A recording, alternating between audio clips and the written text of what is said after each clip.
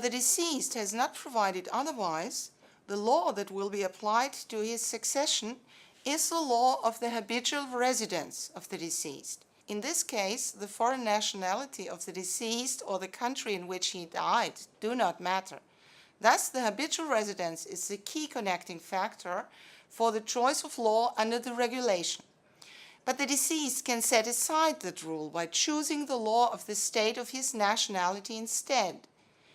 This choice is made by a unilateral declaration of the deceased in the form of a disposition of property upon death. This means a will or a succession agreement.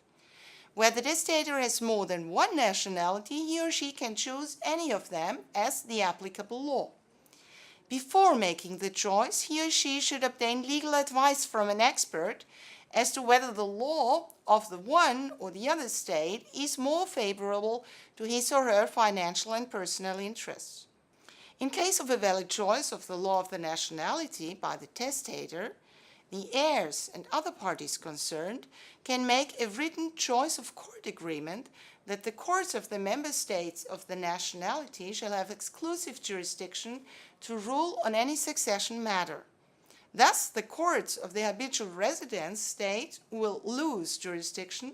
The case will be moved to the courts of the nationality states. Le règlement prévoit comme loi applicable à la succession la loi de la résidence habituelle du défunt, mais permet aussi la possibilité de faire un choix pour la loi de sa nationalité selon l'article 22 du même règlement. Si on a par exemple un ressortissant allemand qui réside habituellement en Italie, pour éviter l'application de la loi de sa résidence habituelle, il peut faire le choix de la loi de sa nationalité. Dans le cas, ça serait la loi de sa nationalité allemande. Donc, c'est ce qu'on appelle le professio juris au choix de loi applicable. Par contre, si au lieu d'avoir une seule nationalité, il a deux nationalités, la nationalité allemande et la nationalité italienne, ce choix de loi permis par l'article 22 du règlement donne la possibilité de faire le choix par n'importe quelle de ces lois de sa nationalité. Donc, étant allemand et italien, comme on vient de dire, il pourrait faire le choix pour la loi allemande ou pour la loi italienne comme loi applicable à sa succession.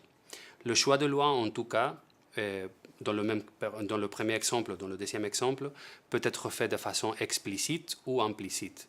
Explicite en faisant une clause dans le testament ou une autre disposition mortis causa, en disant que le testateur choisit comme loi applicable à sa succession la loi de sa nationalité italienne, allemande ou celle qu'il a. Et une autre possibilité, c'est de le faire implicitement s'il nomme pas sa nationalité, mais on utilise des institutions juridiques typiques de la nationalité concrète, l'allemande dans le cas par exemple. Néanmoins, cette possibilité doit être évitée pour des problèmes d'interprétation et de détermination finale de quelle est la loi applicable à sa succession au moment de son décès. Donc, le notaire devra conseiller au moment de dresser le testament de faire une clause expresse en disant quelle est la loi applicable à la succession.